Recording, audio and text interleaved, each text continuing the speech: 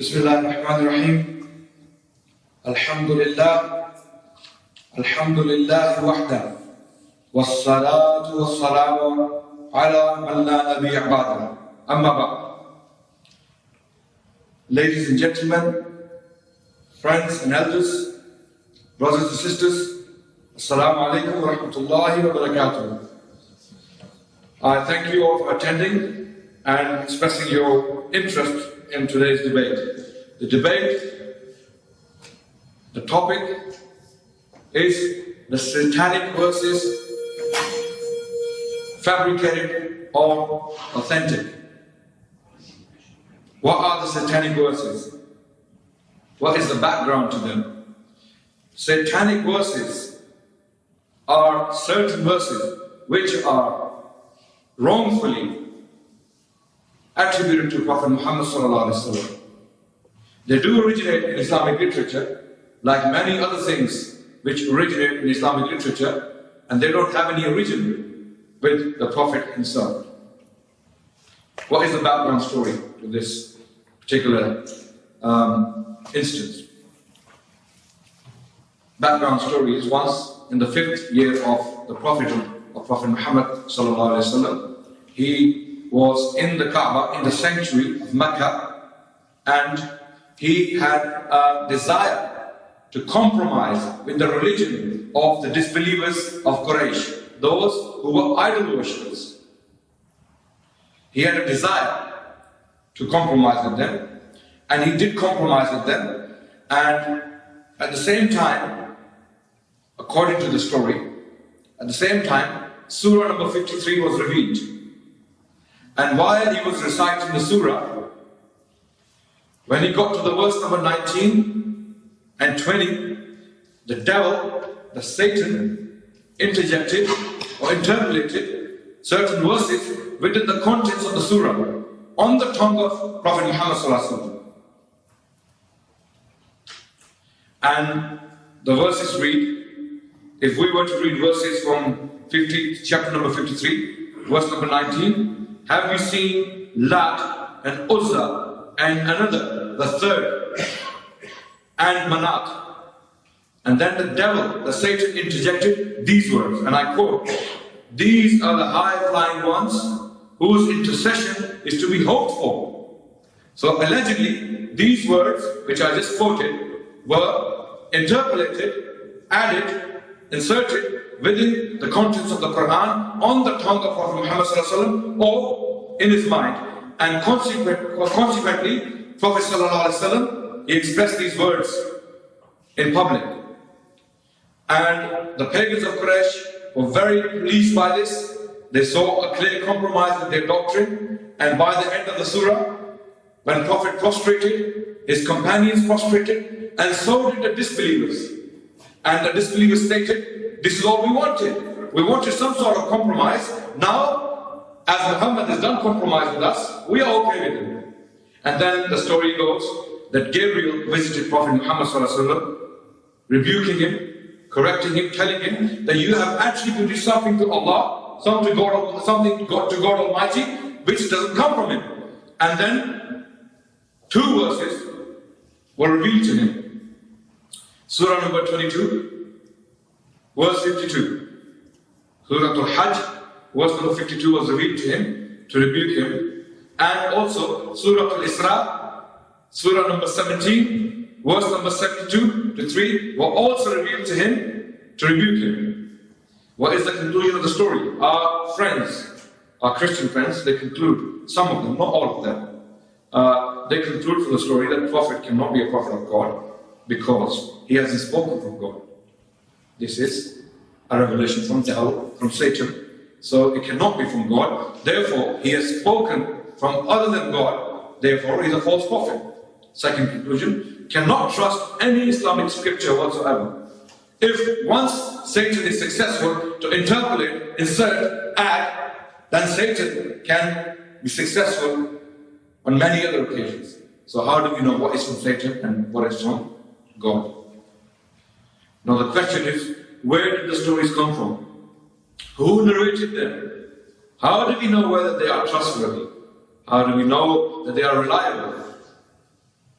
They are reported by many Islamic sources, ladies and gentlemen. However, you have to keep this in mind. Not one of the Islamic sources which narrate this particular story are classified as authentic Islamic sources. These are the books of chronicles. We have categories in Islam of literature. The highest form of Islamic literature, Quran, the book of Allah. The best Arabic, the best expression. For example, the Arabs were stunned by the Quran. They were poets. They could express themselves in poetical form in prose. وَأَحْسَنَ مِنْكَ لَمْ تَرَقَتُ عَيْنِي وَأَجْمَلَ مِنْكَ لَمْ تَلِدِ النِّسَاءُ خُلِقْتَ مُبَرَّأً مِنْ كُلِّ عَيْبٍ كَأَنَّكَ قَدْ خُلِقْتَ كَمَا تَشَاءُ. This was their excellence. This is how they expressed themselves. So when the Quran was revealed, they were stunned. Amazing words. And a literate man, so that is the highest form of Islamic literature, Quran. Second form of Islamic literature, the most authentic prophetic tradition. 6 books, Sahasita, they are known as 6 authentic. Bukhari, Muslim, Abu Dawud, Tirmidhi, Ibn Majah, and Nasai. These 6 books. Then comes the literature which is of lower degree, which has fabrications in them, which has weak narrations in them, and which also have authentic narrations in them. Then comes the literature of Maghazi, or the Seerah, the life of Prophet Muhammad sallallahu alaihi wasallam.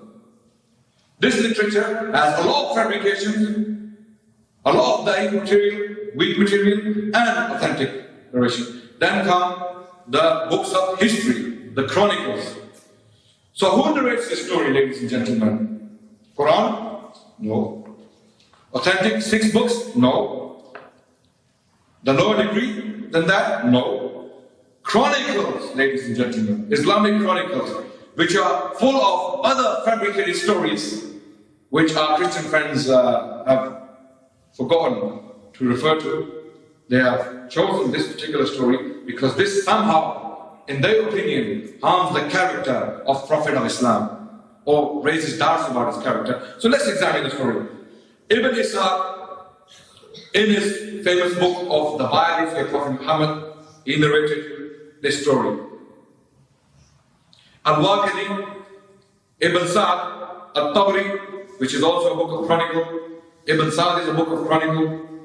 Ibn Abi Hatim, Ibn al-Mundhir, Ibn Mardawiyah, Musa bin Uqba, Abu Ma'ashir. Now, what is the transmitter's role? Our Christian friends argue that why did these people narrate it if it's fabricated? They simply do not understand how the Islamic literature works. If our friends worked hard a little more, they would have realized that Islamic literature works in a different manner than the Christian literature. In the books of chronicles, not in the books of authentic prophetic tradition, which I mentioned in the beginning, 6 books, not in those. In the books of chronicles, the compilers collect information wherever they get it from, and they narrate it with the chains, and they wash their hands off it. They say, we are the collectors, we are the gatherers, the people who come after us, they are to examine the chains of narration and see which person is weak, which person is trustworthy, which person is authentic, and then based upon that you accept the report. So Tabri, in his book, he clarifies this, because Tabri is the biggest source our Christian friends use in this regard. So Tabri states, hence, if I mention in this book a report about some men of the past, which the reader or listener finds objectionable or worthy of censure, because he can see no aspect of truth, nor any factual substance therein, let him know that this is not to be attributed to us, but to those who transmitted it to us, and we have merely passed this on as it has been passed on to us. Tabari states this in volume 1, which was printed in Beirut. The story has many problems with it, ladies and gentlemen. The first primary source of Islam, the Quran, contradicts the story. The Quran is in contradiction with the story. So Quran is the most authentically preserved literature of Islam. If Quran contradicts the story, there's nothing left to it. Ironically, our friend today, David, is going to argue that this story is authentic. While on the websites or in the literature, they argue that Quran is not authentic. Quran isn't authentically transmitted to us. This story, a dubious story, which no Muslim scholar ever stated to be Sahih. The word Sahih literally means authentic. Not one Muslim scholar, and I challenge my friend today, to produce one statement, to quote one hadith out of all of this literature,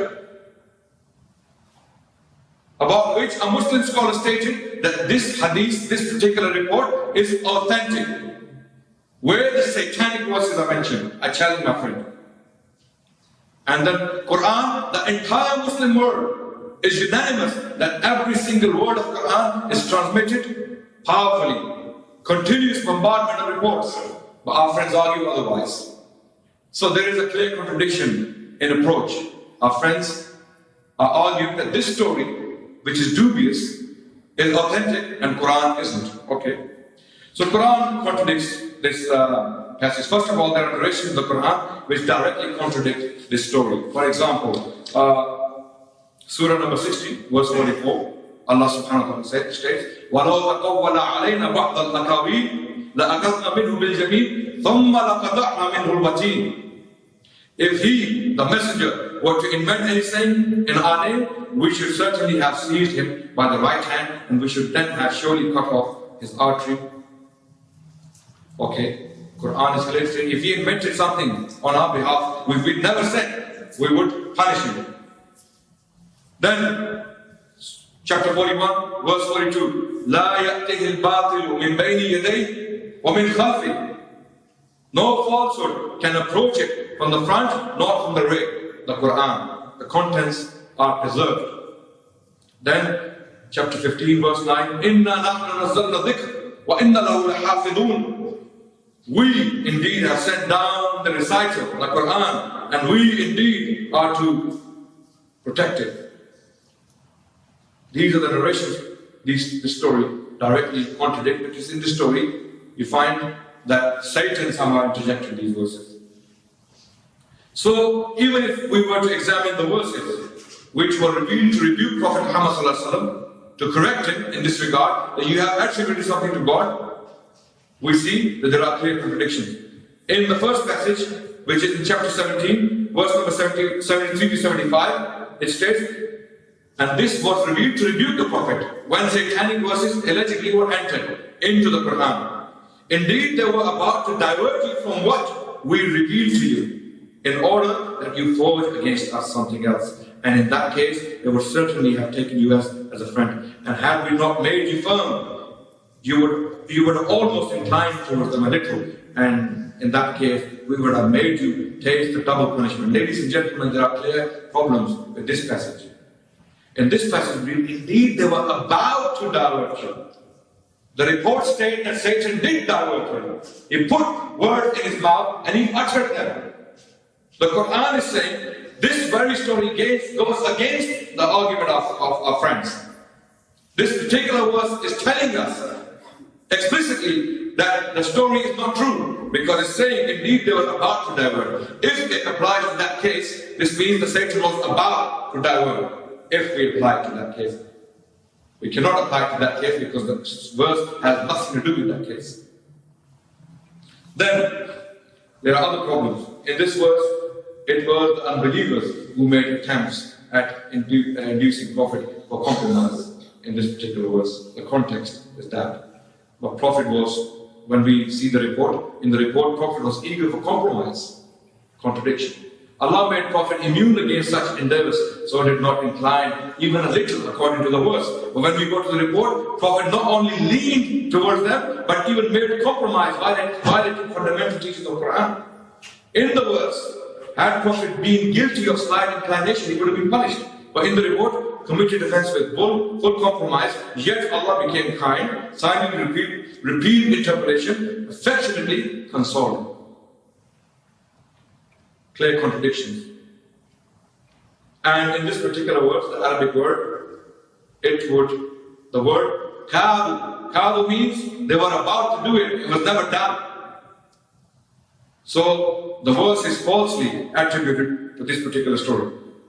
Internal evidence, when we examine the second verse, or the internal evidence of Surah 53, where the verses were interpolated, if we read it, it becomes even more absurd, ladies and gentlemen. Let me read the verse 19 of Surah 53 and continue and proceed from there. And then I will interpolate the verses and you will see how absurd this is. Have you seen Lat and Uzza and other, the third, the Manat? And I will interpolate the words now, the Satan allegedly interpolated in this chapter. These are the higher flying ones, whose intercession is to be hoped for. Interpolation unquoted, and then the verses continue, the real verses of the Quran. What for you, the male sex, and for him, the female? Behold, such will be indeed a division most unfair. These are nothing but names which ye have devised, ye and your fathers, for which Allah has sent down no authority. Ladies and gentlemen, just think about it. According to the story, the pagans of Quraysh, they were pleased with the story. They were happy, they prostrated. But in the verses, in the Quran, it seems that these deities which were mentioned in the verses by the Satan as highly flying cranes, they were insulted in the very two next verses. That these are the names which you forged. What does that mean? So is that what the pagans are happy about? No. So the story and the verses, when we interpret them in the Quran, they don't make sense. Proving further that it is a lie. Then, when we read the opening verses of the chapter, we realize that the story doesn't even make more sense. By the star when it goes down. These are the first verses of the very surah, very chapter. Chapter number 53 of the Quran. These are the first 4 verses. By the star when it goes down. Your companion Muhammad has neither gone astray, nor has erred. Nor does he speak of his own desire. Nor does he speak of it. In the story, we are told that he desired to compromise. And the Satan interjected the words. And the very beginning of the surah is telling us he cannot be speaking from his desire. وَمَا يَنْطِقُ عَنِ الْهَوَىٰ إِنْ هُوَ إِلَّا وَحْيٌ يُوحَىٰ. He doesn't speak from his desire. He's speaking what is being revealed upon him. Amazing. And when we read from verse number 24 onwards, the story becomes even more absurd. Because the entire surah is rebuking the disbelievers. It's telling them you're on the wrong path. You will end up in hellfire if you don't change. And then they prostrate in pleasure. Absurdity, ladies and gentlemen. Reports fail the test of genuineness. The criticism of Islam. The first criteria was Quran. We examined the verses, so-called satanic verses, with the Quran. Quran completely contradicts the story. Now we go on to the next criteria, the criteria of examining the sources, where these verses are coming from, who reported them. Are these people authentic according to the Islamic scholarship? Let's see. First, number 1, the hadith was reported by various narrations of the Mursal type, where the name of the companion or the second generation narrator is omitted. So one narrator is missing in the middle. The narrator who narrated from the Prophet is missing. We don't know whether he was a cat, we don't know whether he was a mouse, or duck, or a horse, or a man. No one. There's no one there. So is that an authentic narration? No. Because we have a link missing. First of all, to begin with, there are 7 Mursal narrations. Mursal means when a link is missing. But these narrations are not authentic according to the entire Islamic corpus of literature. 3 of them are weak and 4 of them are authentically narrated to the person who are last in the chain. So the chain is authentic in 3 narrations, going to the person who is narrating on the top of the chain. I hope you're with me, all of you. It is a bit complicated. I have to address this issue in this way because this is Islamic literature. That's how it works. It is a bit complicated. It is Islamic science of hadith, and you have to be paying attention to it. So, for 3 narrations, the chain is authentically transmitted to the last man, but then a link is missing between the Prophet and the last man. So that's why we do not accept these reports. They are unauthentic. For example, Sayyid bin Jubair, he is one of the links. Abu Bakr bin Abdul Rahman bin al-Harith, another link. Abu Aliya, another link. And Qatada. These are authentic links, but who they reported from, we don't know. Not known. Not known. Since no one knows the source of the hadith before these four, it cannot be considered authentic because the narrator is unknown. Note the later year of the death of all these four men. All of these four men died almost right at the end of the first century of Islam. So there is a gap between them and the Prophet for 90 years, ladies and gentlemen. Almost 90 years. Second, the narration that has continuous chain of narration reaching to Ibn Abbas has been reported through a weak and very weak chain of narration, all of which are not established. Some of the narrators are known to be liars. Some are known to be very, very weak, and some are not even known with regards to trustworthiness.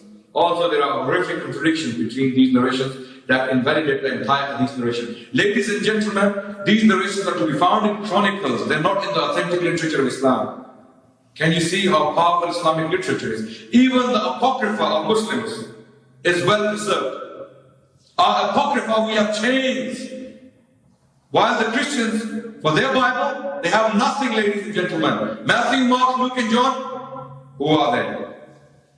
Gospel according to Matthew, Gospel according to John, Gospel according to Luke, who are they?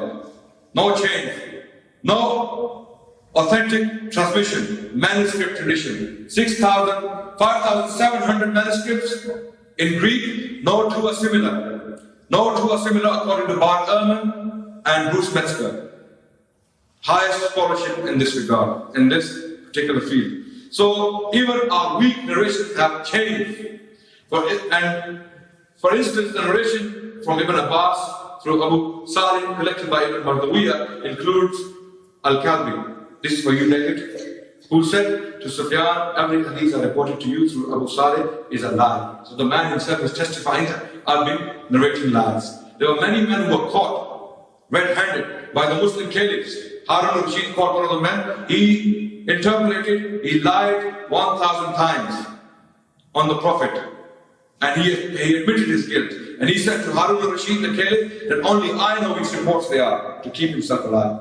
Harun al-Rashid executed him as an apostate from Islam, and he told him that Abdullah bin Mubarak, Abu Ashaq al-Fazari, those two people will narrate authentically from the Prophet, and they will separate lies from the truth. So we had a way of separating lies from truth, and that is the issue of science of hadith, which is another debate. Then Bazar also collected this hadith from Sayyid bin Jubair and Ibn Abbas, all weak narrations. Third, among the scholars who stated that the hadith is not authentic, this is for you, David, Ibn Khuzaymah, Bayhaqi, Al-Bukhari, Abu Bakr ibn al-Arabi, Al-Qadi al-Ayat, Fakhruddin Razi, Muhammad bin Yusuf al-Qaramani, Ibn Badruddin al-Aini, Ibn Kathir, Shawkani, Shihabuddin al-Alusi, Sadiq Hassan Khan, Muhammad Abdu, and finally Sheikh Albani.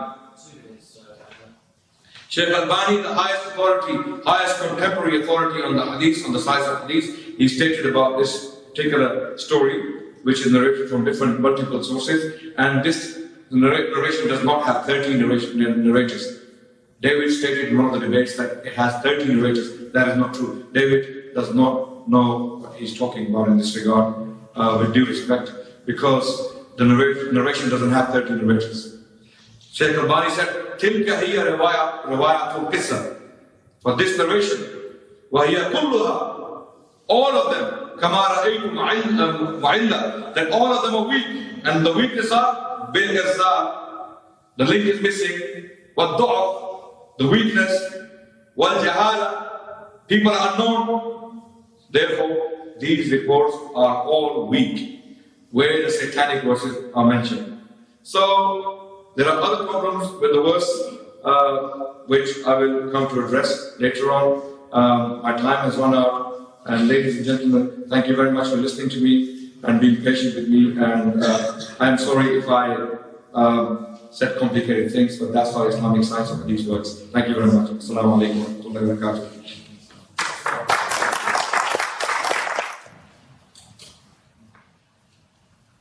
Good morning. I'd like to thank Westbourne Park Baptist Church for hosting several of the debates in this series. I'd also like to thank Adnan for his opening statement and for agreeing to do a debate on the infamous Satanic verses. I know this isn't an issue that Muslims like to talk about a lot, but I think it's one of the most important issues we can consider when we investigate the reliability of Muhammad.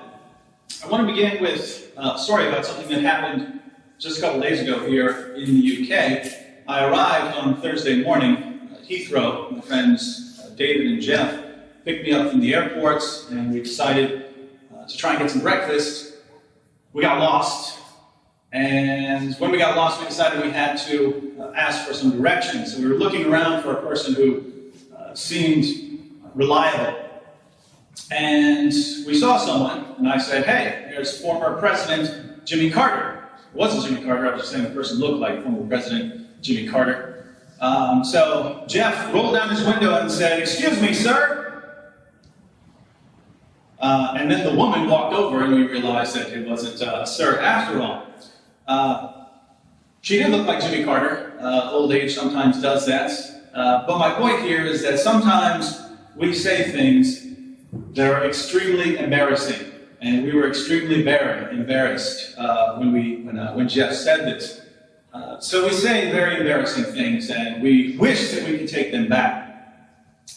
But we can't always do that. Sometimes we say them, and the damage is done. Now, this can happen to anyone, even people who claim to be prophets. According to our earliest Muslim sources, when Muhammad was preaching in Mecca, he didn't win very many converts. But since he wouldn't stop condemning the religious beliefs of the people of Mecca, they began persecuting his followers. And as the suffering of the Muslims increased, Muhammad longed for a revelation from God that would make the Meccans happy and bring the persecution to an end. Then one day Muhammad got the revelation he was looking for. Adnan has already put them up, but since I have it on my slide, I'll put it up as well. The revelation said, "Have you not heard of Allah, and Alusa, and Manat, the third, the other? These are the exalted cranes whose intercession is to be hoped for."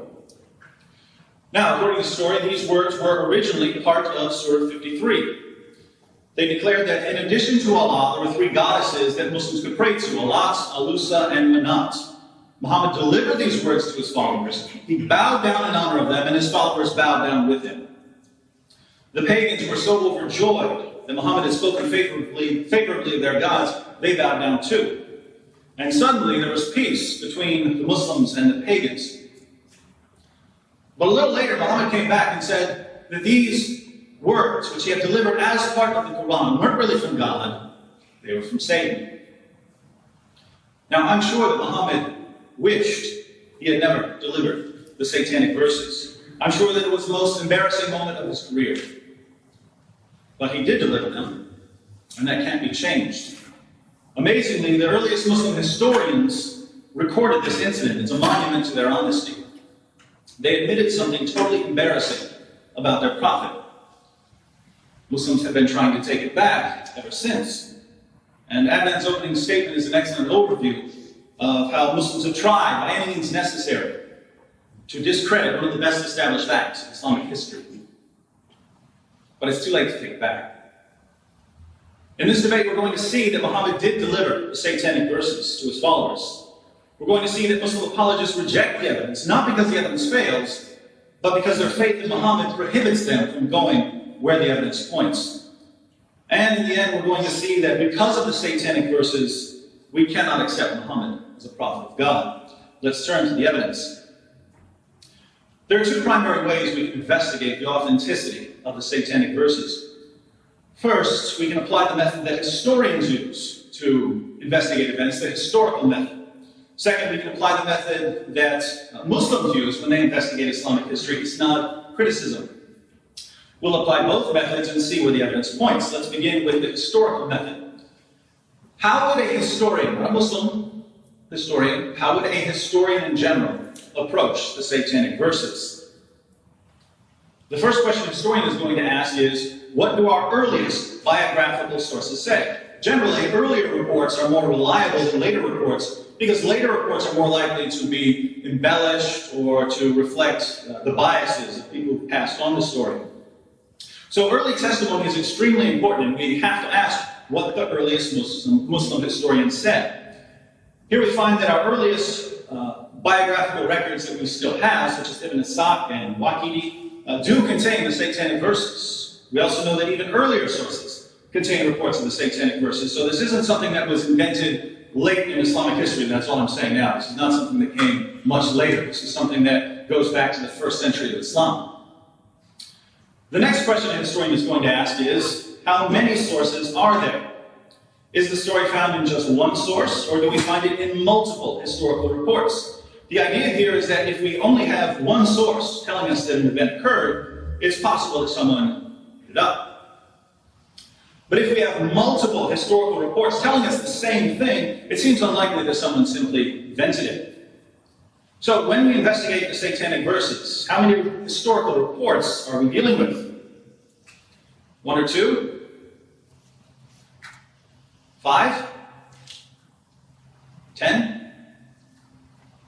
15? 20? Do I hear 25? Anyone for 30?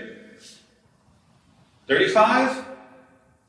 We have around 37 historical reports of the Satanic verses. Adnan says, David says there are around 30. That's not true. Well, I anticipated this and I brought all 37 of them with me. So I have them all. If you'd like to examine them, I can send them all to you by email if you'd like to investigate them. We have around 37 reports of the Satanic verses. So, at this point, the historian is going to ask whether these sources are independent. That is, are a bunch of sources just copying from one other source. If that's the case, then even though you have a bunch of sources, you really only have one source, the original source that everyone else copied from. So how many independent sources do we have? Here the Isnaites, the chains of transmission, come in handy because Muslims often kept records of where they got their stories. Of the 37 sources we have for this story, 6 go back to Ka'b al-Arazi, one of Islam's greatest early scholars. 5 go back to Urwa ibn al-Zubair, an early Meccan scholar who's known as the founder of the study of the life of Muhammad. He was also Aisha's nephew, Abu Bakr's grandson, and the son of Abu Bakr's daughter Asma, one of the first 20 converts to Islam. Seems like someone who would be in a position to know what happened. 2 go back to Abu Bakr ibn Abdul Rahman ibn al-Harith, one of the top Islamic scholars during the 1st century. 5 go back to Abu al-Ali al-Basri, another of the greatest Quranic scholars of the 1st century. He studied the Quran with Caliph Umar, Ubay ibn Ka'ab, Zayd ibn Thabit, and Ibn Abbas. Those of you who know those names know who those people are. 2 go back to al-Sudi, another early scholar who studied with Ibn Abbas. 1 comes from the tafsir of Muhammad ibn al-Sa'id al-Qadi, an early commentator who composed the longest tafsir that had been written up until his time. 4 reports go back to Qatada ibn Zama, one of Islam's greatest early commentators. 1 goes back to al-Dahak ibn Muzahim al-Balqi, a 1st century expert in tafsir. 1 goes back to Ikrimah, a slave of Ibn Abbas and an expert on the life of Muhammad. We have 6 reports that go back to Ibn Abbas himself. We'll be discussing these more later. No one's going to question the reliability of Ibn Abbas. We have several that go back to Sa'id ibn Jubair, one of the leading Quranic scholars of his time, one of the top students of Ibn Abbas. Some of Ibn Abbas's narratives go through Sa'id ibn Jubair. It's clear then that we have numerous independent sources for the Satanic verses. Now, we just looked at the 3 main criteria a historian would use in evaluating the Satanic verses. We have early sources going back to the 1st century of Islam. We have multiple sources, somewhere in the neighborhood of 37.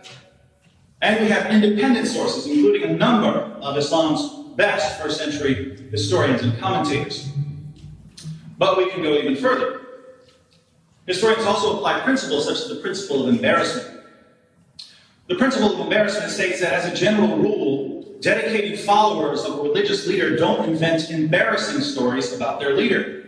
If they're going to invent a story, it's going to be something positive. They're going to invent stories about the leader performing miracles or something of that nature. What this means is that there's no way a bunch of Muslims decided one day to invent a story about Muhammad delivering revelations from the devil. They would not have done that. And if, let's say, pagans or evil Jews had invented this story, there's no way the Muslim scholars and Muslim historians are going to pass it on as if it's authentic. This makes sense, doesn't it? We can see then why non-Muslim scholars almost universally regard this event as indisputable.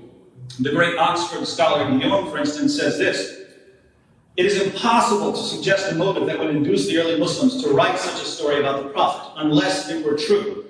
If historical evidence is to be given any value, we must hold that Muhammad pronounced these words in the middle of Surah 53. And Montgomery Watt concludes, "Muhammad must have publicly recited the satanic verses as part of the Quran. It is unthinkable that the story could have been invented by Muslims or foisted upon them by non-Muslims." Now, at this point, Muslims will usually say, history schmistery. We looked at the isnads, and we don't like them, which means that we're going to reject the story regardless of how much historical evidence there is for it. We saw this in Adnan's opening statement. If you're not familiar with what Adnan was saying about the Muslim method of historical investigation, Muslims have stories about Muhammad, and those stories come with a list of names. I got this story from so-and-so, who got it from so-and-so, who got it from so-and-so, who got it from so-and-so. And then a later Muslim scholar will look at this list of names. And if he really likes all the people on this list and thinks they're all really good Muslims, really reliable people, then he'll look at all these names and say, all right, if I don't have any major objection to the story, then I'll put my stamp of approval on this and say that it's reliable. If the Muslim scholar doesn't like all the names on the list, he concludes that the story is false, or he rejects the story. And this is the standard Muslim excuse for rejecting all kinds of historical facts about Muhammad. But it's based on a complete misunderstanding of the proper application of Islam criticism. In the early centuries of Islam, there were two broad categories of historical literature that are important in this debate. And I've pointed out several categories. I'm going to focus on two. There was, on one hand, the Hadith literature, and on the other hand, there was the Sirah Maghazi literature. The Hadith literature consisted of sayings and deeds that define Muslim doctrine and practice. The Sirah Maghazi literature consisted of straightforward historical narratives. The emphasis wasn't on doctrine or practice, the emphasis was on providing biography of Muhammad. So we have two different kinds of historical reports, and here's the key. These two kinds of literature had different methodologies. The Hadith scholars insisted on having complete isnads that go all the way back to a companion of Muhammad. The Sirah Maghazi scholars often gave abbreviated isnads, or they would simply appeal to a known authority on an issue. Sometimes they didn't include an isnad at all, just as historians in the world today do not include isnads. They had a different methodology. And here's the key, even the Hadith scholars understood this. Even the Hadith scholars understood that they had different methodologies. You read among the Hadith scholars, they'll say, oh, so-and-so, a reporter of Sirah literature, don't trust them with Hadith, but you can trust them with Sirah Maghazi literature. Now here's where the error comes in. The main reports of the satanic verses are part of the Sirah Maghazi literature, which means that the report should be judged based on the standards and methodology of the Sirah Maghazi scholars. Again, these are two different categories of historical reports. And so Muslims who reject the satanic verses based on Hadith methodology are simply confused about the role of isnads in the Sirah Maghazi literature. When we examine the satanic verses reports based on the standards of the Sirah Maghazi scholars, we find that the reports are completely reliable. Indeed, reports of the satanic verses were accepted by the greatest of the Sirah scholars, Ibn Abi Hatim, Ibn al-Mundir, Ibn Mardaya, Musa ibn Uqba, Abu Bashar, and Sa'd al-Tabari. So if we judge these reports based on the type of literature they're actually contained in, the reports turn out to be just as solid as just about anything in the Sirah literature. But just for fun, let's go ahead and apply the standards of the Hadith scholars to the satanic verses. Let me offer an isnad that goes back from Ibn Mardaya all the way back to Ibn Abbas. Now, this is a complete chain. Al-Suyuti said that it was made up of reliable transmitters, and it goes back to Ibn Abbas. But Muslims want to reject anything that refers to the satanic verses. So what excuse do Muslims come up with to reject it? Well, even though all of these early guys are completely reliable, we don't know very much about Muhammad ibn Ali here. We don't have any reason to distrust him. There's nothing bad about him in the sources. But we just don't know a lot about him. So the Muslim concludes, since we don't really know a lot about this guy, the story must be false. Now, does that make sense? Does that mean that the story is false? No. The Muslim rejects it anyway. It's an interesting method of doing history. Let's look at another. Now, what's wrong with this is not. It goes back to Ibn Abbas, and everyone in this chain is reliable. So why don't Muslims accept it? Well, one of the scribes who passed on the report wrote a note saying that he didn't trust it. He didn't trust it for theological reasons. He just couldn't believe that Muhammad had delivered revelations from the devil. So the scribe wrote a note saying that he didn't trust the report, and Muslim scholars from then on said, aha, here you have it. There's a note saying someone didn't trust it. Let's throw out the report. It must be false, despite the fact that the chain is sound. My friends, Muslims will look for any excuse to reject reports of satanic verses. They ask for isnads. I'm not a fan of this method, but we offer them isnads, and they reject the isnads anyway. But there are other sources we need to consider. Adnan said that there are no Sahih chains, but he agreed that there are Sahih Mursal chains. We have a number of Sahih Mursal reports. Sahih meaning that we can trust everyone in the chain, and Mursal meaning that it doesn't go all the way back to a companion of Muhammad. But here we have to ask, who do these Sahih Mursal reports go back to? Do they go back to people who are in a position, who are in a good position to know what actually happened? Well, we have two Sahih Mursal chains. They go back to Sa'id ibn Jubair, who again was one of the top students of Ibn Abbas.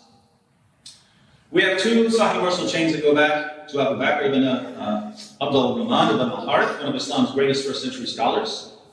We have four Sahih Mursal chains that go back to Abu Aliyah al-Basri, who again studied with Caliph Umar, Ubay ibn Ka'b, Zayd ibn Thabit, and Ibn Abbas. Since the chains of transmission are reliable according to the standards of the Hadith scholars, we know that these guys were teaching that Muhammad delivered the satanic verses. But here Muslims say, well, the companion isn't listed in the Isnad, therefore the story is false. But let's examine this response more closely.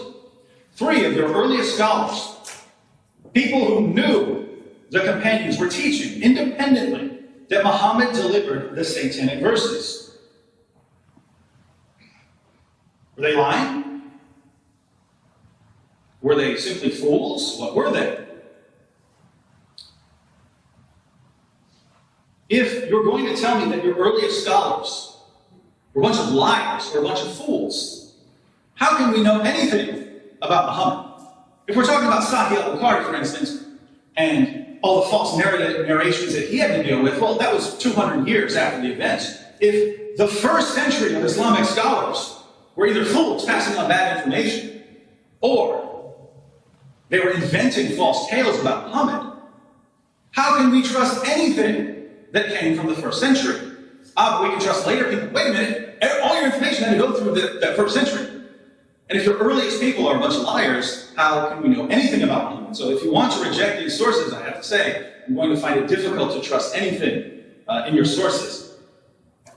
But there's an even bigger problem here if you reject the satanic verses. You see, Muslim scholars have a method of examining Sahih Mursal reports. Tons of Muslim scholars don't agree. But we do have a method, and I think it's a reasonable one. According to Ibn Taymiyyah, if we have multiple Sahih Mursal reports of an event, we have to accept the event, because there's no way several different Muslims would have invented the same false story. That seems very reasonable to me.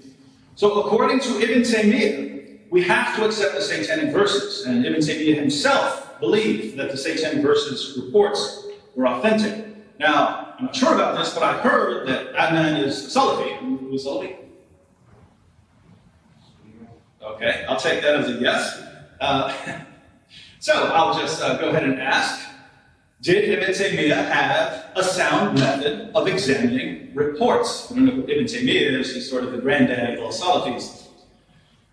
So did he have a sound method of investigating reports? If you say yes, you have to accept the Satanic verses, because that's what his methodology declared. If you say no, his methodology was flawed. He did not know how to investigate historical reports. Why in the world are you a Salafi? If Ibn Taymiyyah, Shaykh al-Islam, didn't know what he was doing when he was investigating these things and coming to his conclusions, how can you trust his views? We can see then that even if we apply the strict standards of Hadith scholars, we still have a lot of information to deal with here. There's simply no reasonable way to reject these accounts.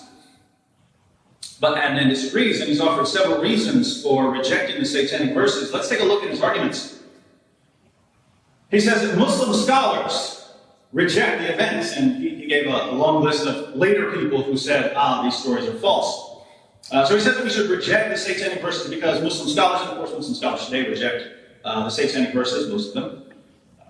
Well, this presupposes that these Muslim scholars who reject it were objective and unbiased in their investigation. And I'd say they're clearly not. And by the way, I could just as quickly point out that non-Muslim scholars almost universally accept this event as indisputable.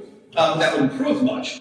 I have to point out, though, that even though Muslim scholars reject the Satanic verses now, the earliest Muslim scholars accepted the Satanic verses. So please give me some people from the first century who rejected the Satanic verses, because I gave you a long list of first century scholars who accepted it. Now, do you know the real reason that Muslim scholars reject the Satanic verses? During the 2nd century of Islam, Muslim scholars modified the doctrine of God's protection of the prophets. The doctrine came to mean in the 2nd century that prophets are infallible when they transmit revelation. This was not the 1st century position. So when this doctrine became the orthodox position in the 2nd century, Muslim scholars began rejecting reports of the Satanic verses, despite the fact that the 1st century scholars accepted the Satanic verses as a fact of history. So Muslim scholars from the 2nd century on rejected the story for theological reasons, not for historical reasons. They had to come up with historical excuses to reject the story, but their motivation was theological in nature. But this debate isn't about Islamic theology, it's about history, and history shows that Muhammad delivered the Satanic verses.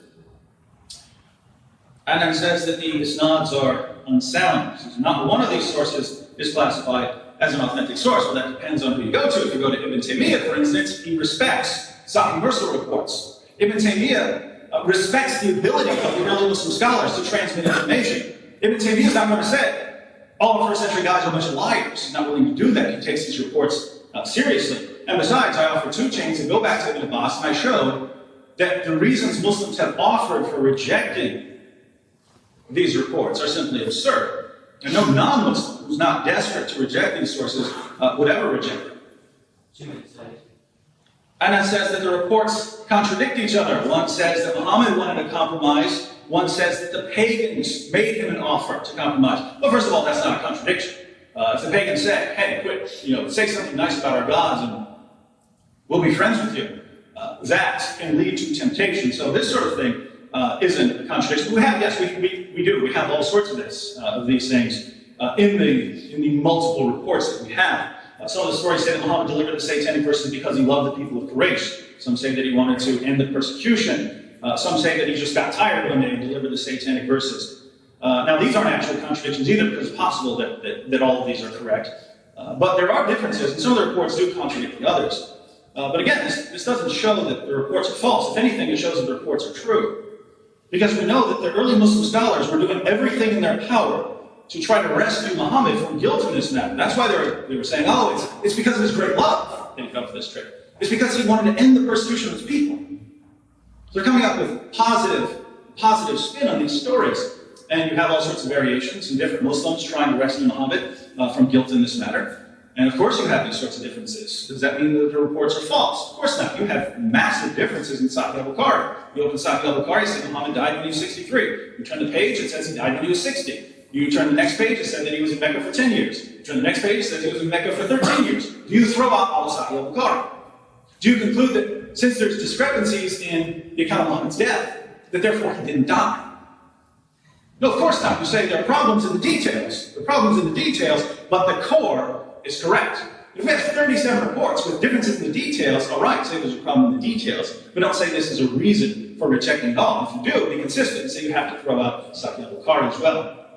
Now, and I did have some other objections. I'm about out of time. Okay, all right, so we'll look at these in a moment.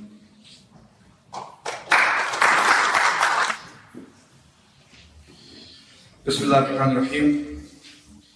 David claimed in his presentation that Ibn Taymiyyah accepted it. You never produced any statement by Ibn Taymiyyah. Listen to this now. This is what Ibn Taymiyyah said.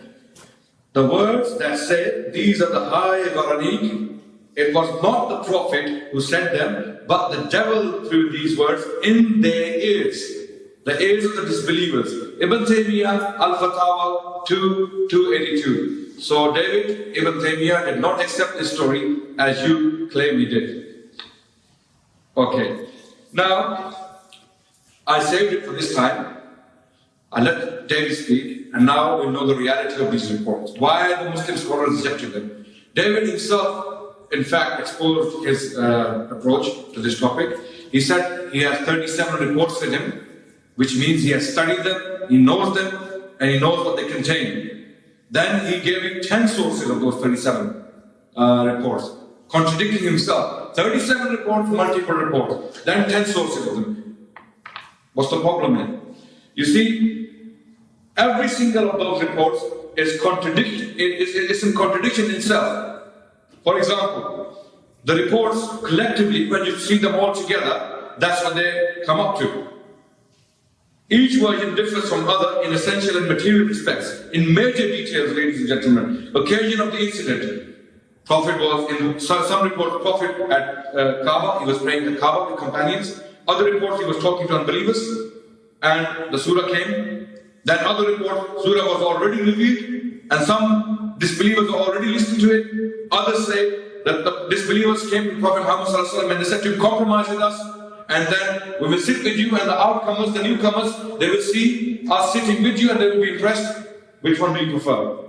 Then nature of alleged uttering of satanic verses. The alleged nature. What did they say? What is the Satan saying? Now, on the blogs and on the websites, when you go there, you find that David and his friends deliberately chose those reports which state that Satan put the words in Prophet's mouth. Are there any other reports in these particular reports? David said he's got 37 reports there.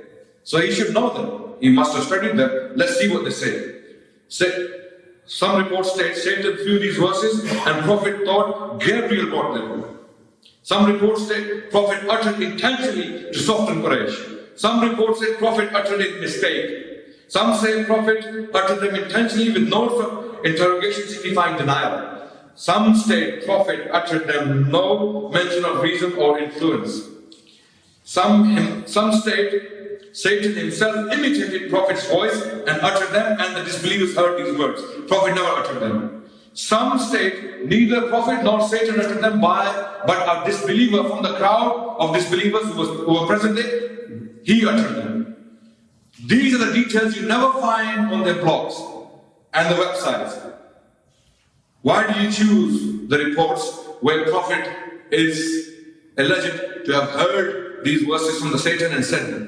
While there are other reports which are saying, in the same corpus, in the same literature, 37 reports, David said he knows them, where stated that Prophet never uttered them, a disbeliever said it, or Satan imitated the voice of Prophet and he said it. Why don't you put them on your blogs and on the websites and tell the people these reports are also there? They're also there, but you never put them up. So there is a deliberate attempt to undermine the status of Prophet of Islam. There is picking and choosing. And this is not an objective approach to the whole topic, this is a subjective approach. So, the effect or sequel of the narration is all coming to us from different sources. When you study the contents, every single report, ladies and gentlemen, is contradicting the other in details. All 37 of them, all the reports, all 10 sources he gave. This is why the scholars of Islam reject the entire report system altogether. They said this is all lies. Because one report is not sahih, first of all. David did not give us one statement by one Islamic scholar where he said that these reports are sahih. Ladies and gentlemen, we have reports about brushing our teeth, putting our shoes on, washing ourselves. And every single report, we have statements by the scholar, sahih, sahih, sahih, authentic, authentic, authentic. This report, nothing. David has nothing to produce. Instead, he used the criteria which I call MPE, multiple attestment. And then principle of embarrassment. And then early attestments. Early, David said early sources are most authentic one. Gospel of Thomas, according to Marvin Day, in this book, Nag Hammadi Scriptures, goes even earlier than the Synoptic Gospels. Gospel of Thomas, according to a scholar of Nag Hammadi Scriptures, who is the highest authority of Nag Hammadi Scriptures, Gospel of Thomas says James is the successor of Christ, not Peter. And Gospel of Thomas says that Jesus said that if you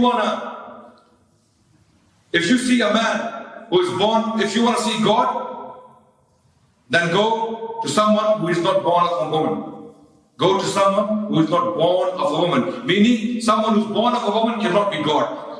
That applies to Jesus as well. He was born of a woman. Gospel of Thomas telling you directly that Jesus is not God. He's born of a woman.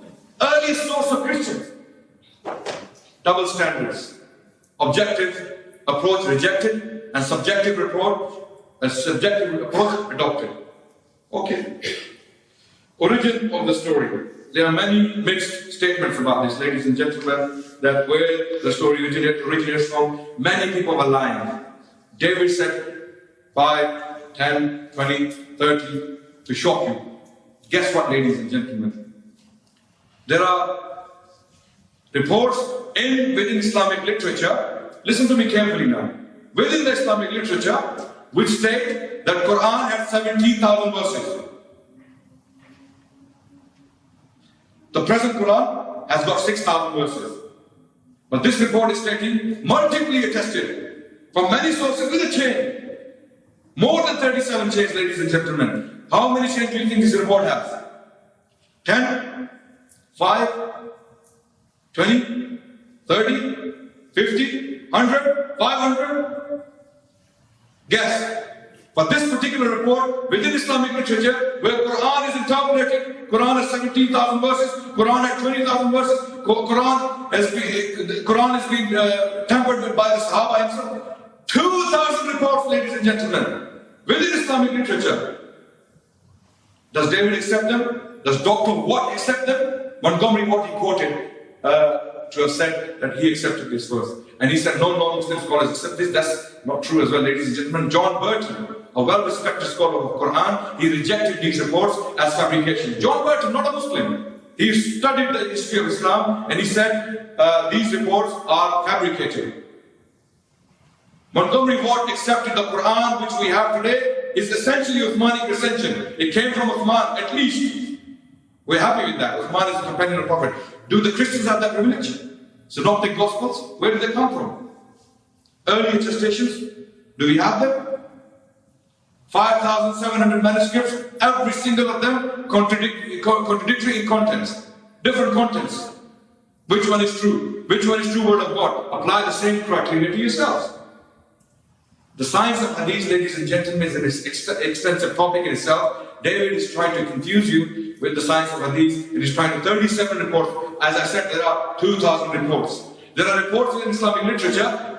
I'm sorry to say these words, but this because the topic is about the science of hadith, you have to know this. There are reports in Islamic literature. There's a book called Bihar al-Anwar, 110 volumes of hadith.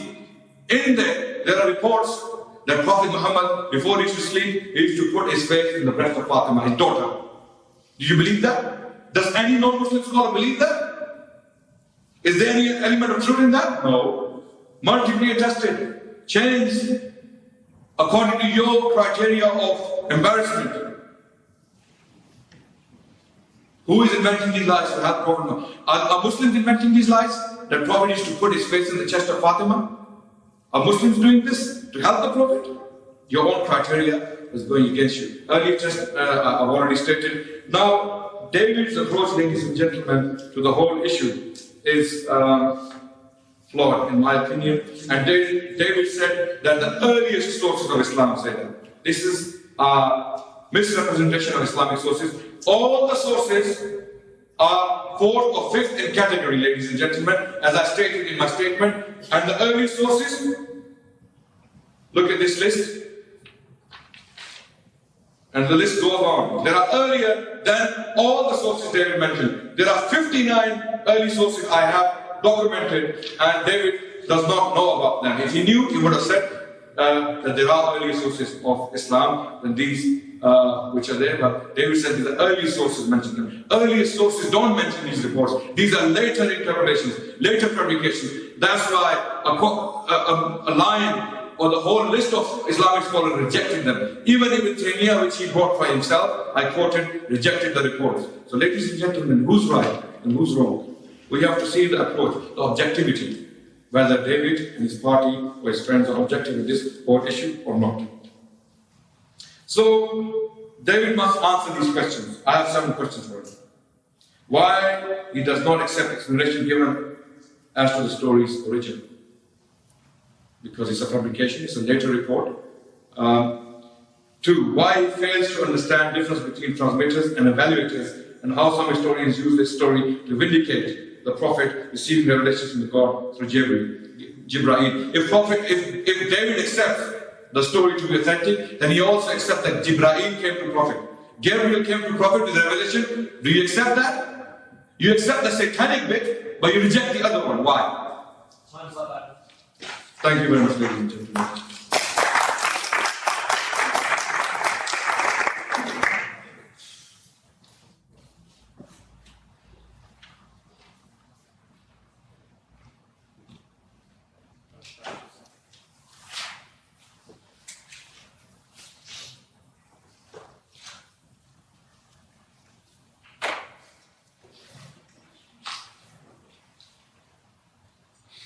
In my opening statement, I showed that the historical method, the method that historians use to investigate events, confirms the authenticity of the Satanic verses. I appealed to early testimony, to multiple independent sources, and to the fact that these are embarrassing admissions that no Muslim in good standing is going to invent. And if one did, he would be pointed out. This is not something that multiple Muslims across the Muslim empire are going to invent independently. That would be nonsense. So these are the criteria. They're exactly the sort of things that historians are going to look for when they investigate the Satanic verses. So how did Adnan respond? Well, he criticized me and said that I said that all non-Muslim historians accept this event. No, I didn't. I said almost universal, which is true. It's almost universal. And by the way, I would say the reverse of Islam. It's almost universal that Muslim scholars reject this, but it's by no means universal. Shahab Ahmed, for instance, a scholar at Harvard, Muslim scholar at Harvard University, accepts these early reports and says this goes back to the earliest history of Islam. Much of what I've said is based on his research. He says I contradicted myself because I said there are 37 reports, but then there are only 10. No, I distinguished between multiple sources, having a bunch of sources quoted in this book, quoted in this book, quoted in that book, and sources that can be traced back to the same person. So you have different sources saying that Ibn Abbas, you have different chains of transmission saying that this story goes back to Ibn Abbas, there were 6. But I said in one sense that would qualify as one source, Ibn Abbas, even though you have multiple sources saying that he said it. So I clarified that. I don't see where the confusion arose. He said that the reports contradict each other, therefore they should be rejected. Well, I already addressed this. If you're going to do that, you have to throw out Sahih al-Bukhari. You have to throw out everything. You have to throw out all of your hadith, because you always find contradictions. Again, I pointed out, we have contradictions in the age of Muhammad. We have contradictions in how long Muhammad was in Mecca, right there in the same passages in al-Bukhari. So do you throw out these passages? Do you reject the entire story of Muhammad dying? Of course not. And that asks for consistency. He would never apply that method to the hadith. So why does he apply it to the Sirah Maghazi literature? Because you have to. You have to be inconsistent if you're going to reject these reports. He says there are reports saying that the Quran has 17,000 verses. Do I accept them? Well, I think it's pretty likely that the Quran originally contained much more than we have today. Indeed. Umar's son, Ibn Umar, said this: "Let not one of you say that you have memorized all of the Quran, for how can he say that he knows it all if so much of it has been lost?" So we have from Ibn Umar that much of the Quran has been lost, and so why shouldn't there have been originally 17,000 verses? He says, well, the Gospel of Thomas is the earliest Christian source. Yes, you could find 2 or 3 people on the planet willing to say that, but no one said that. In fact, I was at the conference about 3 years ago where it was proven conclusively that whoever wrote the Gospel of Thomas drew on the Diatessaron written around 160. So it comes after 160. And it definitely shows Gnostic influence in the pages. There's no way the Gospel of Thomas came from the 1st century. That's the consensus of scholars. Yes, you can find a fringe view. I can find a scholar who says Muhammad never existed. Does that make that scholar right? No, you go with it. You go with the majority of what scholars say. He says that earlier sources don't report the satanic verses. He has earlier sources. I'm not sure what he means. If he means he has earlier biographies, which is what I was referring to, show me some biographies that are earlier than Ibn Asad. I'd love to read them. I know of them. I know things that you can quote that there were original sources that we don't have. We might have pieces of them. But besides that, I took these reports all the way back to the 1st century. I took these back to people who studied with Ibn Abbas and Caliph Umar and Zayd ibn Thabit. Who was he? These guys who compiled the Quran. These are people who were right there studying with the companions, and they're the ones reporting the satanic verses. Are you saying they're liars? It sounds like that's what Adnan's saying. All these 1st century Muslims were a bunch of liars. Again, I would just ask, how can you trust anything? Go to the Hadith. Go to Sahih al-Bukhari. You'll find these same people in transmissions going into al-Bukhari. If they're a bunch of liars, how can you trust any of them? You're stuck with that. If you want to reject the satanic verses, you have to say these early Muslims were a bunch of liars. All right, you have to live with the consequences, though. Don't tell me you know anything about your prophet. Next, I argue that Muslims are misapplying the method of Isnad criticism because the most important reports of the satanic verses are contained in the Sir Maghazi literature, and so it only makes sense to examine the narratives according to the standards of the Sir Maghazi literature. When we do this, we find that the reports are reliable. How did Adnan respond? He just went right ahead with his method and ignored this. He's acting like the method of the Hadith scholars was the only method. Look, I said this before. Even the Hadith scholars understood that they had a different methodology from the Sir Maghazi scholars. Now, just because later Muslims chose one over the other, that doesn't mean that the earliest Sir Maghazi transmitters were unreliable. Even the Hadith scholars said, yes, they are reliable when they transmit this biographical material. So, apparently Adnan knows more than even the Hadith scholars that he appeals to. Finally, I show that even when we apply the methodology of the Hadith scholars, we still find that the reports are reliable. We have reliable isnads going back to Ibn Abbas, and Muslims have no good reasons for rejecting these. They come up with some excuses, but not good reasons. We also have multiple Sahih Mursal reports, and according to Ibn Taymiyyah, Shaykh al-Islam, when we have multiple Sahih Mursal reports of an event, we should accept the event as historical. Now, according to Adnan, Shaykh al-Islam, Ibn Taymiyyah, rejected the reports of the satanic verses, and he believed that Satan had just spoken the words of Muhammad. I have a passage right here from Ibn Taymiyyah. We can look at it later. We can all gather around up there. We can all read it together, where Ibn Taymiyyah appealed to this event as evidence that Muhammad was a prophet. He said, if Muhammad were a prophet, he would have just stuck what he said and would have admitted that he'd fallen into error. But he admitted that he had fallen into error. This showed that he was a true prophet. So Ibn Taymiyyah admitted that Muhammad said that he had fallen into error. So Ibn Taymiyyah's position was not that Muhammad was innocent of this matter. His position was that Muhammad recited these verses himself. He says that I deliberately choose statements that say Muhammad recited the verses, and I never quote the reports saying that Satan said them, and this is a deliberate distortion. No, it's not.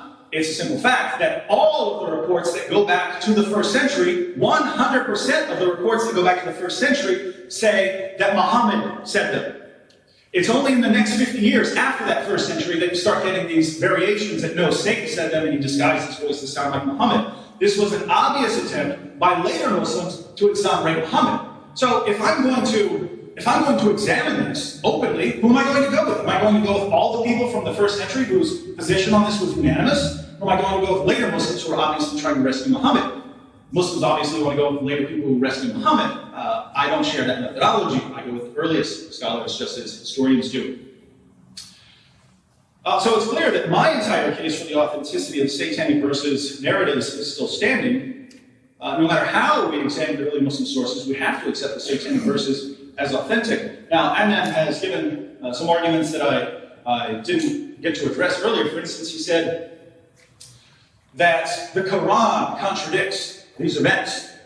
Since the Quran says Muhammad couldn't go into error, the prophets could not go into error, therefore Muhammad could never have delivered the Satanic verses. Now, Adnan certainly is misinterpreting Surah 17, 73 through 75. Well, I can see why he would interpret it that way, but the point is that's not how the early Muslims interpret it. When God says that he wouldn't let Muhammad go astray, how Ibn Taymiyyah interpreted it and how the first century Muslims interpreted this was that God is not going to allow Muhammad to persist in error. So Muhammad might mess up, and God is going to come in there and keep him from persisting in that error. That was the position. It wasn't until the 2nd century when they came up and the Muslims modified the doctrine of God's protection of the prophets that Muslims said, no, prophets can't go into error at all.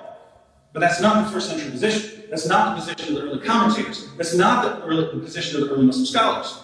That doesn't come about till later. So what am I going to go with? Later conclusions that are based on theology, or the earlier people who aren't basing their positions on theology, they're basing it on what they know about Muhammad that was in the memory of the early Muslim community.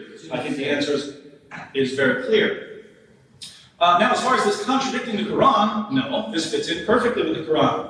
Let me read to you from Surah 22. This came about as the result of the Satanic verses.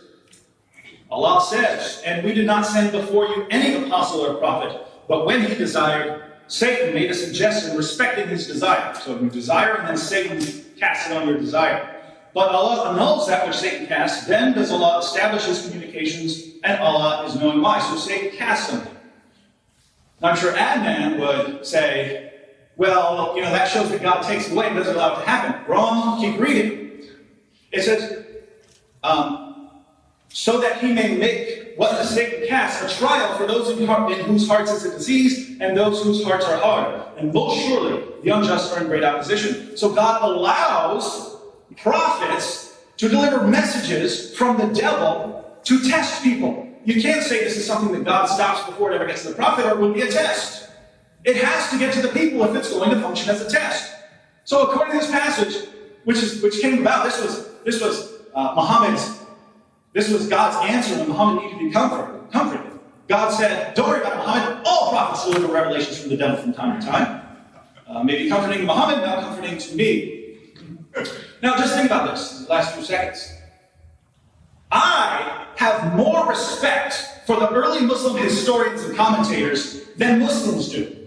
I have more respect for the people, the Muslims. I have more faith in their reliability to pass on knowledge than Muslims do.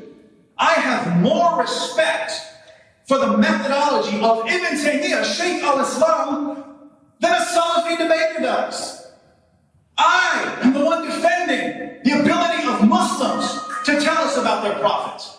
And who's telling us, no, don't trust them, don't trust Ibn Taymiyyah, don't trust any of them? Muslims are telling us this. Well, that's fine if you want to go that route, but it's the same thing we find when Muslims investigate Christianity. Ignore all the evidence. Reject it in any way possible. And then we turn to Islam, we go to the same, Christians use the same method, we go to the earliest sources, we see what they say, we find Muslims doing the same thing. Don't listen to that.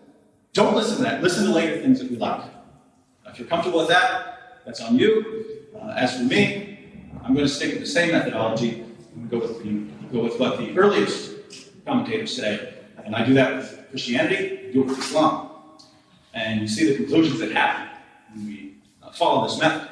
And you see why Muslims have to reject it. Because Well, I'll read the question as it's addressed to the person being asked, and he will have 2 minutes to answer, and then the other person will have a minute to respond. This first question is for Adnan.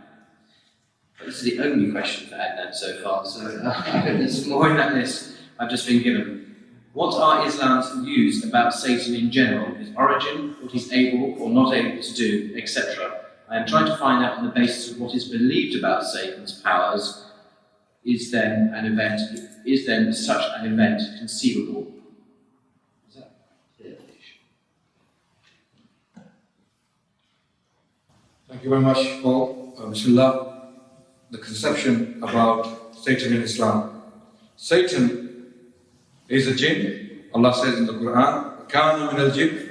He's a devil, meaning he's not an angel. Satan is not an angel, number one. Number two, he's asked Allah, God Almighty, "Qala Rabbi fa'anzirni ila yawm yub'athun." Oh my Lord, grant me respite until the day of judgment. And Allah, God Almighty, said to him, "Innaka munzareen," you are respited, to be a test for the mankind. So Satan does not have capacity or capability, according to the entire Islamic literature, to misguide a prophet. Quran, the whole of Quran, logically it goes against the whole of Quran. These satanic verses in themselves. The whole Quran talks about Tawheed, the message of monotheism. Logically, if you look at the Quran carefully, and then some Satan comes in and interprets these verses and prophets put them out. This is obnoxious, even to think about this. Doesn't make sense, logically. So, for this reason, the scholars rejected these reports, and Satan is certainly not capable, according to the entire literature of Islam, to do something like this. Thank you very much.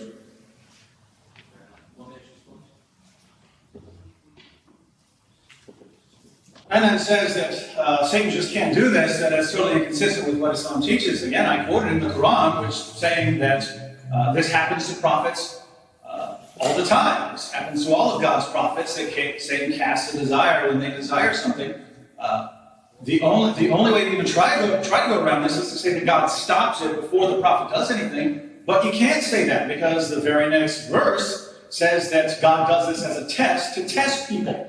So the prophet must deliver this passage, these revelations from Satan, to the people, so that this can be a test. And this is exactly what we find in the Satanic verses. This is where this passage in the Quran arose from. So we certainly find this in the Quran, and this is consistent with the Quranic position.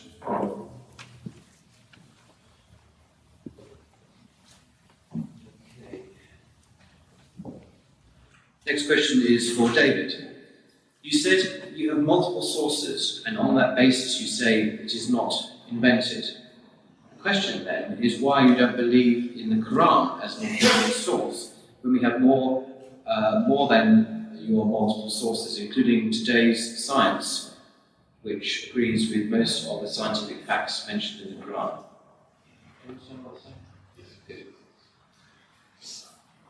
I think this is related to something that Adnan brought up. He says, well, if you're saying you have multiple sources, and you believe that these guys were reliable transmitters of these stories about Muhammad, why don't you believe that the Quran has been reliably transmitted? I do believe that the Quran has been reliably transmitted. I trust those people who are transmitting the Quran too. I don't think that it was perfectly transmitted. The evidence certainly shows that that's not the case. But I don't believe that the Satanic verses narratives were perfectly transmitted either. So I'm perfectly consistent. And I say it's Muslims who are being inconsistent when they assume that the people passing on the Quran are 100% infallible, reliable people, and the people passing on the other stories that they don't like are complete morons and fools, and they just can't get anything right. These were your earliest scholars. The Quran was being passed on among the same people that the stories of the Satanic verses were being passed on among.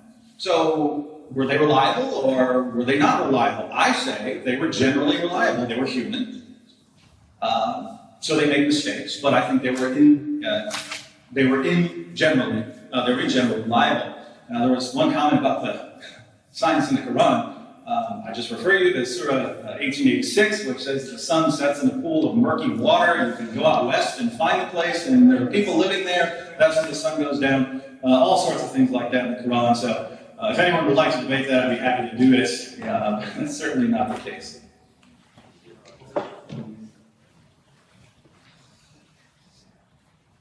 multiple sources. David said that we go with the majority when he discussed the issue of Gospel of Thomas. When it comes to this report, Satanic verses, we go with the minority. Ibn Taymiyyah, even though he said that this report is not the way David put it, he said it was the devil who said this. But still, David will stick to Ibn Taymiyyah and reject Ibn Khuzaymah, Al-Bazzar, Ibn Kathir, Nawaz Sadiq Khan, Shawkani, Albani, all the majority of Islam. We don't go with the majority in this case because Prophet Muhammad is the one who is being spoken against him. So, Quran, as far as Quran is concerned, ladies and gentlemen, this is a clear exposure of David and his party that they accept a fabricated hadith from the literature of Islam because it somehow, in their opinion, hurts the character of the Prophet of Islam, and they reject the Quran to be authentic. If you go to their websites and see, to be authentic because it goes in favor of Islam. Thank you very much.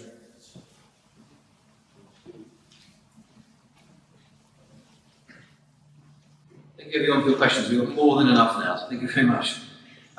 This question is obviously written by a scholar. Forgive my pronunciation of all his Arab names, so I'll try my best.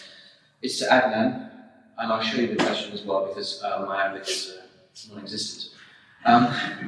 Noah ibn al-Zubayr, the foremost scholar of the first Islamic century and the nephew to Aisha, included the Satanic verses in his compilation.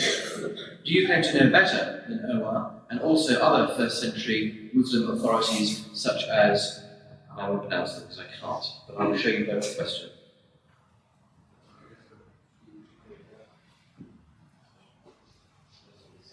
Urwa bin Zubayr, Sayyid bin Jubair, Abdullah bin Abbas, ladies and gentlemen, none of these people were eyewitnesses. And David kept referring to these reports as Mursal Sahih, Mursal Sahih. There is no such a thing known as Mursal Sahih in the entire literature of Islam. It is laughable. So it shows us how much David and his friends need to learn about Islamic literature and how Islamic literature works. So Urwa bin Zubayr, Sayyid bin Jubair, these early people, if they report something, it doesn't mean that it's correct, because the reports can be falsely attributed to them. This is why the link is missing. Well, if the link was there, we could have told, we would be able to tell whether the report is authentic or not. David himself has accepted by the fact of mentioning Ibn Abbas, and Ibn Abbas is the only man where the link is found. Thank you, David, for mentioning that. What is the point of mentioning that? Because Ibn Abbas was a companion of the Prophet, so he's a link between Prophet and the coming generation. But even that report, ladies and gentlemen, is extremely weak, as I gave you the sources already. So, if the link is missing, the report is utterly rejected by Islamic scholarship for the right reasons. So, there is very, very clear evidence available to conclude this. Thank you very much. As far as the Sahih Mursal reports go, the point of saying Sahih, which is what the text I have said, the point of saying Sahih is to say every person on this chain is a reliable transmitter. True, it doesn't go back to the reports, and that's why you add Mursal. But we do have reliable chains where every person in the link is reliable, going back to someone other than a companion. Now let's just consider some of the people these reports go back to. I think the question was about Urwa ibn al-Zubayr, who again was Aisha's nephew, Abu Bakr's grandson, and the son of Abu Bakr's daughter Asma. Who was Asma? She was one of the earliest converts to Islam. If you want to know if this report was true, all he has to do is go say, "Hey mom, did this happen?" If he wants to know if it's true, all he has to do is go ask Ibn Abbas. These people were in the community, so to say that they were just inventing these stories in the early Muslim community, and we know they were teaching these things, to say that they were just inventing them sounds so absurd to me. But if you're a Muslim, you have to say that. You have to say, anyone who disagrees with my view, they're a bunch of liars. I'm not willing to say that. I'm not willing to say that. Again, I trust the early Muslim scholars more than Muslims do.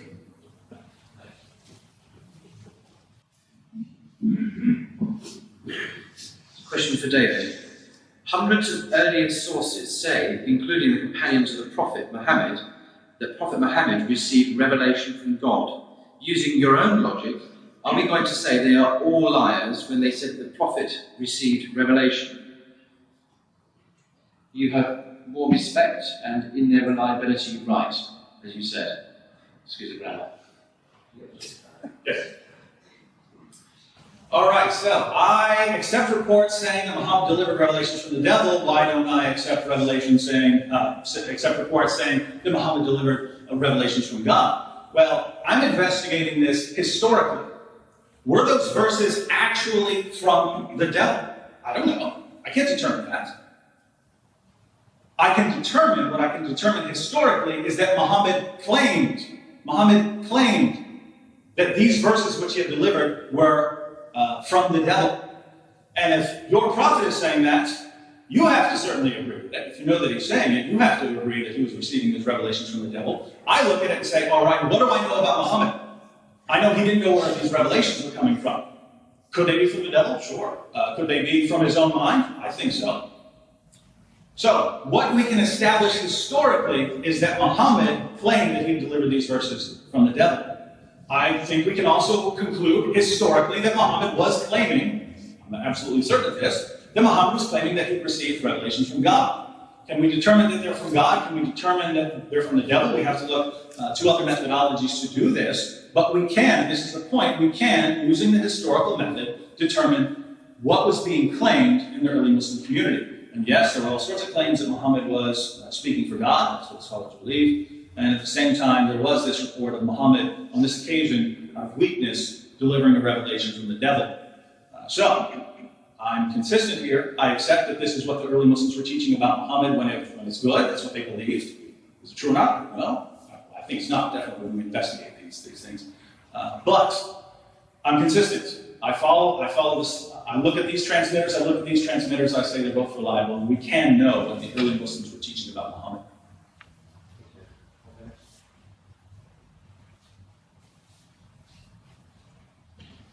Ladies and gentlemen, this exposes the approach of David Wood.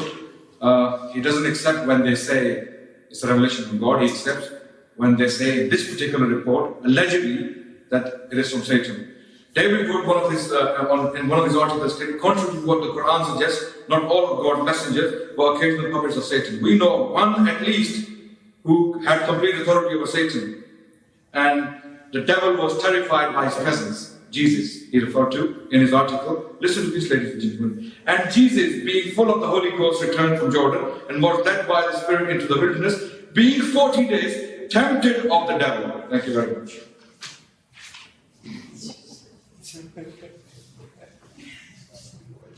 A question for Adnan.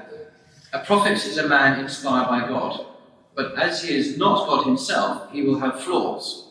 Do you believe a prophet is without flaws, though he is human like all of us?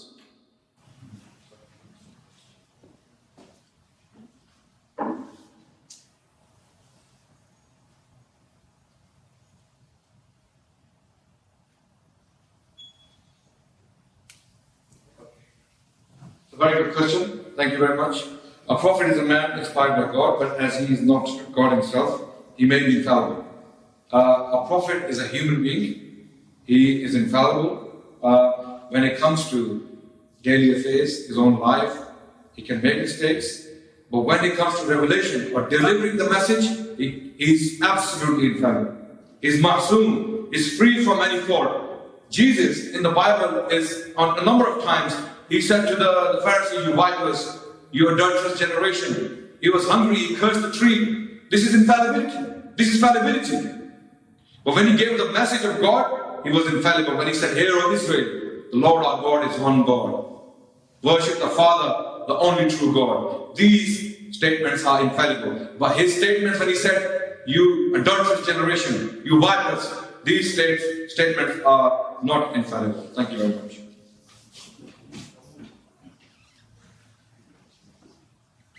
I agree that true prophets are infallible when they deliver revelation from God. Which is why when we turn to the Satanic verses, accounts, I think we have outstanding evidence that Muhammad was a false prophet. So certainly Christians would agree that the prophets were fallible. When we look at David, when we look at Solomon, certainly they were fallible. But there's something quite different about falling out of weakness into promoting polytheism and committing shirk. That's what Muhammad did. And that's something no other prophet has ever done.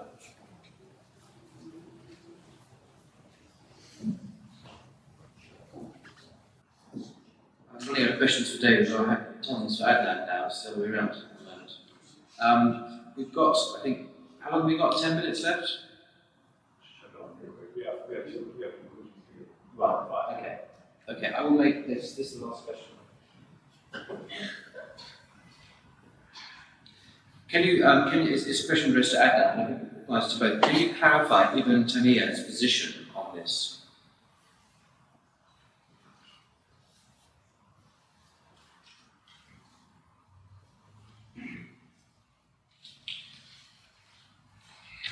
David is insisting again and again that Ibn Taymiyyah accepted the report, yet he hasn't produced one statement where Ibn Taymiyyah said that this report is authentic, where Satan put the words in Prophet's tongue or in his mind. Not once David gave us a statement by Ibn Taymiyyah, and he's saying, come back to me afterwards. This is a debate, it's being filmed, it's going to be in public. Produce the statement. I produced the statement, I produce it again. Ibn Taymiyyah said, the words that say, these are the high Gharani, it was not to the Prophet. It was not a prophet who said them, but the devil threw these words in the ears of the disbelievers. Al-Fatawa, Volume 2, page 282. Thank you very much.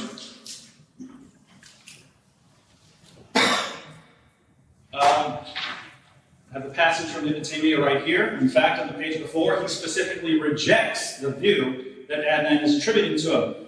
In this passage, he says, for surely, talking about Muhammad delivering these verses, and using this as an argument for the reliability of Muhammad, he says, for surely, if Muhammad enjoined that something be done, and then enjoined something else that contradicted it, claiming that both commands are from God, and then considered as veracious in that, then when it said of his own volition that the second and abrogated command was from God, and that the thing that was being removed was and abrogated by God was not from God, this is an even greater proof of his purposing veracity and of his speaking the truth. So when Muhammad delivers these things, he says they're both from God, and then comes back and says, no, the last one was from God, and the former one was from Satan. This is proof that he's seeking after truth. A false prophet will never admit that he's wrong. This is Ibn Taymiyyah. Thank you, David. Now each speaker will have an opportunity to give a 5-minute speech to round up and conclude the points. Adnan, would you go first?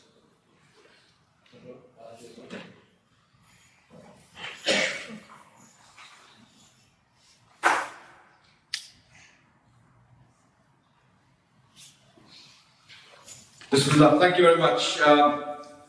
David not once gave us one statement by any Islamic scholar who said this report is sahih. He said 37 reports, 10 sources. I gave him 2,000 reports about the Quran. The Quran is interpreted, 17,000 verses. So and so lied, this one lied, that one lied. There are thousands, 186 scriptures of hadith, ladies and gentlemen. There are 186 scriptures of hadith, 1 million hadith, 1 million hadith. And only 60,000 of them are authentically reported. Majority of them, 90% of the hadith literature is untrustworthy according to Islamic literature. People say the Bible was attacked. No, Quran was attacked, ladies and gentlemen, all the way through the history. There are reports, thousands of them, multiply attested, many reporters, many sources, going back to early sources of Islam. Even in the first century, they are obnoxious, 17,000 verses of Quran. Who's going to accept that? Who's going to accept that? Even the non-Muslim scholars, they just throw it away. They don't want to know. It's not trustworthy. So you haven't given us one statement by any scholar, even though you claim Ibn Taymiyyah, you just read him. It doesn't prove nothing. Ibn Taymiyyah, what I read, clearly stated that Muhammad was not the one who uttered these words, it was the devil who threw these words and the kuffar heard them. But disbelievers heard these words. So David, you have actually not produced any evidence in this regard. Ibn Umar said, David claimed that most of the Quran is lost. I will give David £10,000.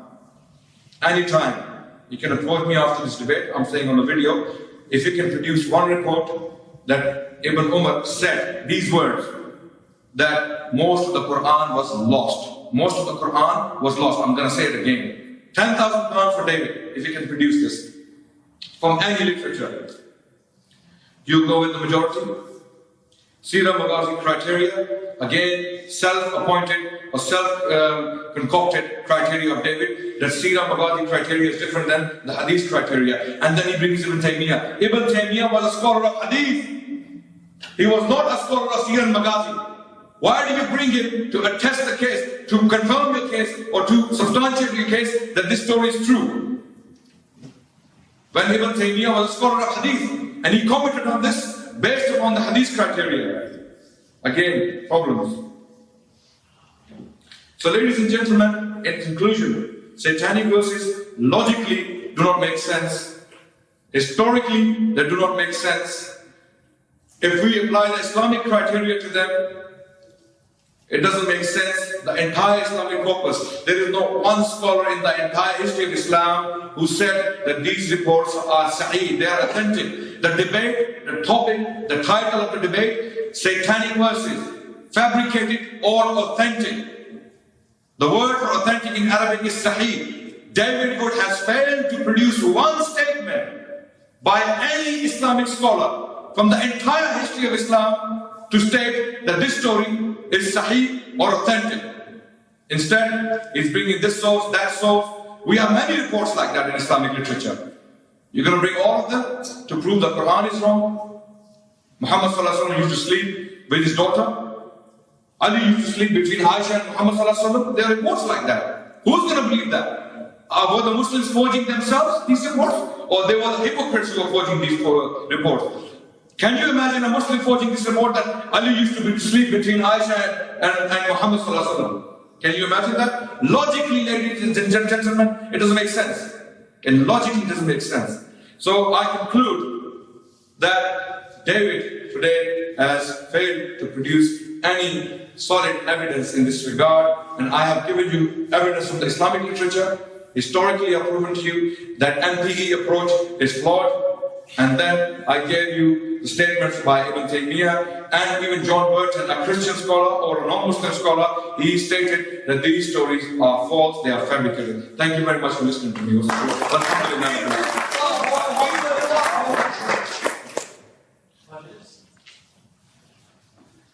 In this debate, we've seen that all of the available evidence we have declares that Muhammad delivered the Satanic verses to his followers. Whether we apply the historical method or Islam criticism, if we're honest, we have to admit that this story is authentic. And it says I'm inconsistent because I go with the minority. Well, it would be the minority of Muslim scholars. Today, it would be the majority of Muslim scholars in the first century, and it would be the majority of non-Muslim scholars now. So, I am going with the majority. I'm just going with the majority that seems less biased in this case. He says, I accept the report saying that the verses were from Satan, but not that Muhammad got revelations from God. I already clarified that. My position is we can establish what was being claimed. We have a different methodology if we want to confirm whether something is from Satan or from God. He says, Jesus was tempted by the devil. Now think about this. Jesus faced Satan and won a complete victory over it. Satan fled in the end. And Adnan somehow thinks that this is like Muhammad delivering revelations from the devil to his followers and promoting polytheism. Are these the same? I don't see how. He says, I gave no report that a scholar deemed Sahih. Well, we have the Sahih Mursal reports, but the reason that later Muslim scholars would not deem these reports Sahih, and again, I gave some chains to go back to Ibn Abbas, and I showed the absurd excuses that Muslims give for rejecting these sources. What? Why are they rejecting it? Because the doctrine of the protection of the prophets, that a prophet can never go into error, became the orthodox position. And so, of course, the orthodox scholars are never going to accept this account, but they're rejecting it based on their theology, not based on historical investigation. He says that Ibn Taymiyyah didn't go with this. Again, yes, he did. If you want to say Ibn Taymiyyah was inconsistent, I would accept that, but his methodology of going with an event, if you have multiple Sahih Mursal reports, he has to go with it. That's his methodology, and we've seen in my quotation that was his position. He says, I said that Ibn Umar said that most of the Quran has been lost. Ibn Umar said that much of the Quran has been lost. There is a difference. He says, why do I appeal to Ibn Taymiyyah? Because I'm debating a Salafi. I have to pick and choose who I'm going to appeal to because, later on I'm debating Yahya, who's a Shia. I have to use different sources. If I'm debating a person who supposedly respects Ibn Taymiyyah, then I'm going to use that scholar. So, if we reject the Satanic verses, we have to say several things. We have to say that the historical method, the method that historians use to investigate events, means nothing to us. We have to say that 37 historical reports of an event are meaningless. We have to say that the first century Muslim scholars were either liars or they were completely irresponsible. If we say either one, how can we know anything about Muhammad? We have to say, in effect, that we don't care what the evidence tells us. We don't care what Ibn Taymiyyah's method is. We're just going to believe whatever makes us feel good. I can't say that. And I'm sure that many of you in here can't say that. Now, for those of us who are interested in evidence and are willing to go where it points, we can draw three conclusions. First, Muhammad wasn't sinless. Surah 4, 116 says that shirk is the worst possible sin. Associating partners with Allah is the worst thing anyone could ever do. In this debate, what have we seen? What did Muhammad do? According to Muslim sources, he associated 3 goddesses with Allah. This is shirk. And not only did he do this, he promoted it among his followers. Second, Muhammad couldn't tell the difference between a revelation from God and a revelation from Satan. How can we trust the only prophet in history to deliver revelations to his followers, to bow down and honor them, and then to come back and say, the devil made me to it? Third, since Muhammad delivered the Satanic verses, I'd say we have a decisive proof that he was a false prophet. Here's why. Muhammad said that the Torah was revealed by God. In Sunan Abu Dawud, Muhammad put his hand on a copy of the Torah and swore that it was from God. So we know he's referring to the text. In the text of the Torah is Deuteronomy 18:20, which says that any prophet who delivers a revelation that does not come from God or who promotes polytheism is a false prophet who must be killed. My friends, Muslims say that they respect Moses. If you respect Moses, you should think about this. If Muhammad had delivered the Satanic verses in the time of Moses, Moses would have commanded people to pick up stones and stone him to death as a false prophet.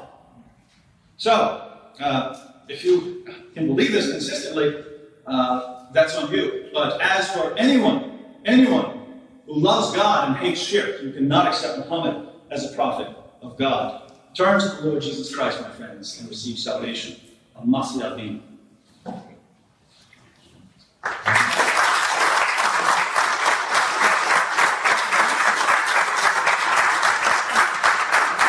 Ladies and gentlemen, thank you very much for your presence. I have a gift for David. It's a book called Legacy of Islam, what Islam did for the world and the result Islam produced for the entire universe. And this is a gesture of friendship between me and David.